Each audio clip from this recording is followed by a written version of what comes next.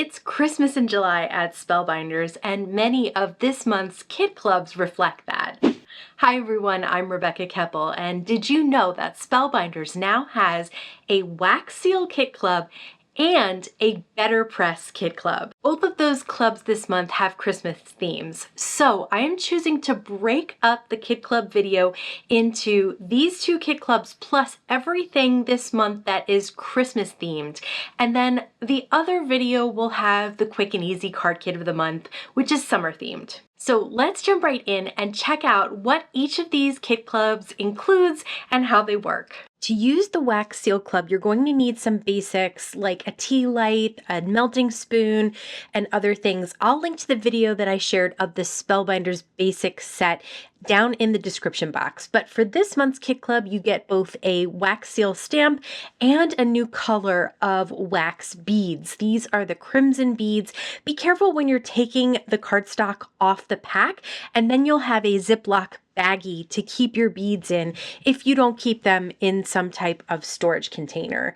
So I am going to speed this up so you don't have to watch wax melt. But for this first one, I used 5 crimson beads, and I'm pouring it in an oval shape because this wax seal stamp is oval. So I have tried this before with ovals, and you do need to kind of stretch out your pour a little bit more so that you can get the entire image stamped under that wax seal stamp.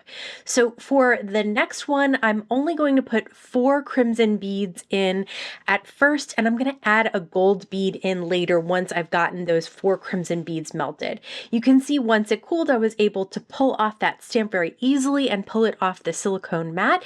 And now I'll add a little bit of gold to it with a Marva Yukata Deco paint pen, and that just really allows you to see the lettering and the little details of the images as well. Once the crimson beads were melted, I added that 1 gold bead to see how that would look, if I could get a marbleized look from this combination.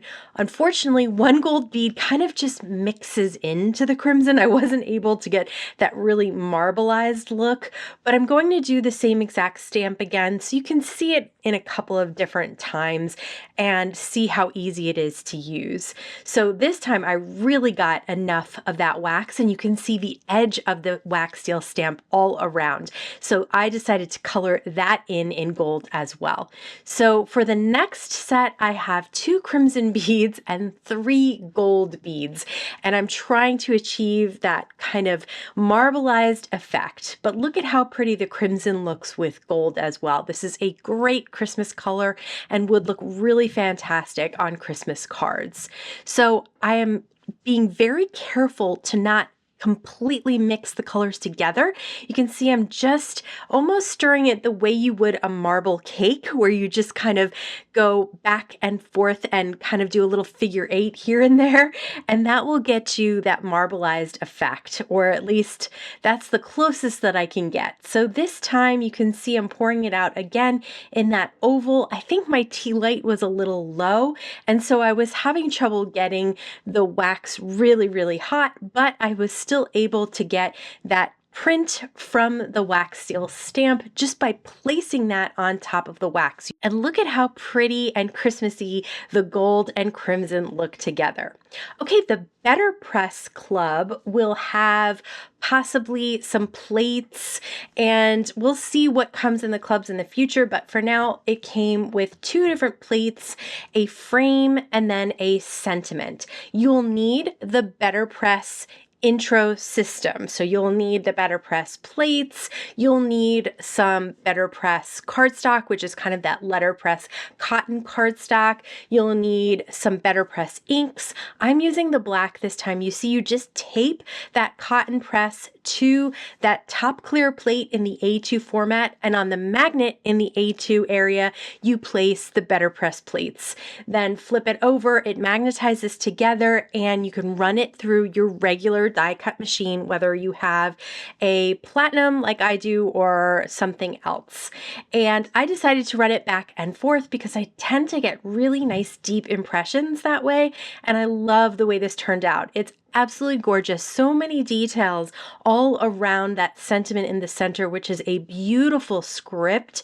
And you can see that this is going to be a lot of fun to play with no matter how you decide to add color or just leave it black and white like this. This is the 3D embossing folder club of the month, and it is a really fun Christmas sort of pine boughs and decorations. I love to add a little smear of white pigment ink on top, just brushing the ink pad right on the embossed areas of the cardstock. Because those areas are so much higher than the base of the cardstock, they really pop off the dark green when you add a little bit of white pigment ink to them. Now, the only problem I've ever found with white pigment ink is that it does take a little bit of time to dry. So you can heat set it, or you can pour some clear embossing powder. I'm actually using Hero Art's white pearl embossing powder, and the white pearl just basically adds almost a pearlescent to the cardstock colors. So on the white, it does add a little bit of pearlescent to the white. Looks like snow, and it really doesn't stick to the background. It really only sticks to where I had that pigment ink, which is exactly what I wanted. So this way, it seals in the pigment ink with the dried embossing powder once it's melted and cooled. And then I'll be able to use it right away on a card because it won't smear any of that white ink. This is the embossing folder club of the month. This is not a 3D embossing folder. This is a traditional embossing folder, but it's a gorgeous pattern. I guess you could use this beyond Christmas, honestly, but it looks beautiful embossed on Spellbinders gold mirror cardstock. Just look at all the shine and the details. This is the stitching die club of the month. You can see you get several dies. There's a background die. This is the snowflake, which is the part that you will stitch. The background just has die cut elements. There's a centerpiece that you can stitch, or there are center sentiments, and there's also an add-on die set for more sentiments.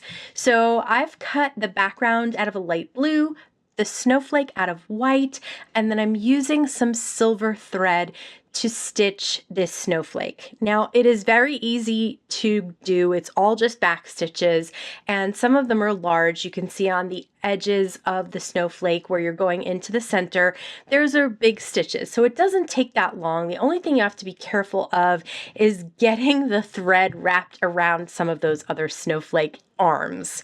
This is the Glimmer Club of the month. It's again a Christmas themed glimmer plate. There is a die to go with it as well, and I'll show you that too. So I have decided to glimmer some brass foil onto some alabaster Spellbinders cardstock, and just look at how gorgeous that is. An absolutely beautiful design for the holidays. They also have 2 sentiments in the club this month, so I'll glimmer both of those as well so that I can make sure I have everything I need to start creating a foiled card. And you can see the Merry Christmas is really pretty in script, and the other sentiment is a straight type font. Now let's use all those supplies to make some cards. I thought I'd start with the Glimmer kit of the month to create the card, because I did mention there are dies that come with it. These are the 3 dies. Cuts out the center of the design and cuts out each of the sentiments individually, and that means you can kind of pop everything up. So I ran some red cardstock through the embossing folder of the month. I cut out the center of the foil that I put on the alabaster cardstock, and I have foam tape around the edges so I can pop it up. It will create like a window, although I'm not going to create a shaker or anything. It's just kind of a fun look to have that embossed background just peeking through that window. And then I'll pop up both the sentiments and add some of the Fashion Poppy Spellbinders. They're like little red pearls, and I love having accents like that just to sprinkle around the card to add one more pop of color. For this card, let's combine the Wax Seal Club and the 3D Embossing Club. So one thing that I bought for myself, well, two things actually, is this twine. This is something that I really wanted to have with the wax seals. I think it looks great having the twine tied around the card and then putting the wax seal in the middle on the knot or the bow. The other thing I bought are those wax seal stamp adhesive circles. So you just peel off one of those circles and place it down on your wax seal, and then you kind of rub it in and then pull on the tab and pull off that whole backing, and then it has the adhesive circle stuck to the back of the wax, and that makes it really easy to adhere down to a card. I love how the twine has some texture to it. It's kind of waxy, so it's curls up just like it did around the spool that it comes on, and it just adds a nice touch for a card. For the Betterpress Club, I have decided to watercolor this image, and I'm using sketch marker aqua markers. I have used alcohol markers on the cotton press before. You do have to have a very light touch with that because the alcohol does sink right into the cardstock. So with watercolor, it is the same type of thing. You're not going to get a lot of blending and shading. The water is going to just soak right into the cardstock, but you are able to get a really nice just watery hint of color to the card, which I think is really pretty, especially if you do this. If you wipe your watercolor on your glass mat, wipe the marker on there, and then use some water and mix it around and then pick it up with that water brush. So you get a more translucent look to the coloring, and that just adds a different effect than coloring them with other markers. The great thing about these watercolor markers is they are dual tipped, so they have a brush on one end and they have a fine tip on the other end. So if you do want to do some direct to paper coloring like I'm doing for the berries and for the details on the flowers to add a little bit of shading here, you can do that with that fine tip pen. It makes it really easy to get into tight spots and to add accents and to add little veins to the leaves and things like that. Last but not least, of course, a little bit of some embellishing to the Merry Christmas. I have some Fashion Bella embellishments. These are kind of a pinkish pearl, which I think is the perfect color to accent this card with its non-traditional poinsettia look. For another non-traditional colorful card, this is the small die of the month. Now there's a die that cuts out the basic tree shape with rounded corners. Then there are dies that cut out these base flowers. You could cut those out of the tree itself and then just layer things on top of it. But what I like to do was cut the base flowers out of gold mirror cardstock. So anything that I don't cover up with other colors of cardstock is going to be gold, and that's beautiful. So to me, that's a really easy way to not have to worry about things that I don't cover up. I did some poinsettias, some other flowers, and left a lot of it gold.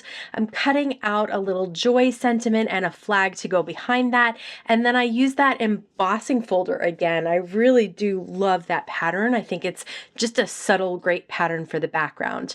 I'll pop up my tree. It comes with a star die as well. I cut that out of gold mirror cardstock, and this little sentiment flag. It comes with the flag, and then the joy you can die cut out of that flag as well. So a really pretty little die set that comes together pretty quickly. To complete the card with the stitching die of the month, I cut that center out of silver mirror cardstock, and I'm stitching it with the same silver thread. So it is a tone on tone look. I really do like it still because it is the texture that really adds something special with the stitching. I used some liquid glue to adhere the snowflake to the base of the card, which is also die cut, and there's a spot for that snowflake. It fits perfectly inside there. There were also these little pie pieces. I cut the whole snowflake out of lavender cardstock so that I could have those pie pieces in a different color, just for something a little extra special around the snowflake. And then I decided to use both sentiments. They're supposed to go in the center, but since I had the stitching in the center, I put one on each side at an angle of that snowflake, and then finished off this snowflake with some fashion silver embellishments. And I put them all around the snowflake and then sprinkled in the corners as well. They are so shiny and have so much dimension. They look great on any card because they're silver. They go with everything. For this card, I did want to remind you that you don't always have to stitch the stitching die. You can absolutely use it without the stitching. So I cut two of the snowflakes out, one in white cardstock and one in silver mirror cardstock. This way I can layer them on top of each other and create a little bit of dimension. Not too much. It's not popped up like a foam tape would, but then I will pop up that center and each of those sides on some foam tape. I'm putting this on the gold mirror cardstock that we embossed with the Embossing Club of the month. And then for a finishing touch, I'll use another one of the wax seals with those wax seal adhesive circles. Like I said, I bought these myself because I think they are brilliant and a really easy way to pop these wax seals onto cards. Someone asked me if I've mailed them before. I haven't tried mailing them yet. They're not super brittle though. Maybe that's because I'm in a very hot climate, but I keep my house pretty cool and they're not really brittle. Like they would not just crack randomly, but I would definitely protect it in some bubble wrap if I was sending it any distance at all. I was so excited to hear that Spellbinders was going to have a wax seal and a BetterPress Kit Club because that's just a great way to increase your stash in those specialty supplies. Let me know if you're interested in checking any of the clubs out this month down in the comments below. If you're more interested in summer themes right now, be sure to subscribe down below so you can see the quick and easy card kit of the month video as soon as it comes out. As always, I want to thank you so much for stopping by and spending time with me today. Please stay safe, stay healthy, and I'll see you again soon. Themes right now, the quick